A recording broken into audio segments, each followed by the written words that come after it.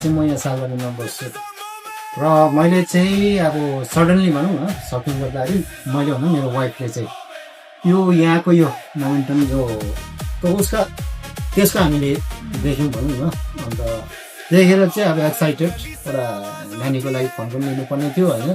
र किन ट्राई नगर्नु पक्का जानुपर्छ भनेर चाहिँ आएको हो र गएको अनुसारले मतलब आएको अनुसारले हामीले पनि पायौँ हाम्रो एक्सपेक्ट अनुसार होइन जो सोचेको छौँ त्यस्तै भयो। त्यसमा चाहिँ अलिकति अब हाम्रो फोनको चाहिँ अलिकति कलरमा चाहिँ नपाएर चाहिँ अलिकति टाइम लाग्यो त्यति चाहिँ हामीलाई अलिकति फिल भयो नभए ओभरअल ओके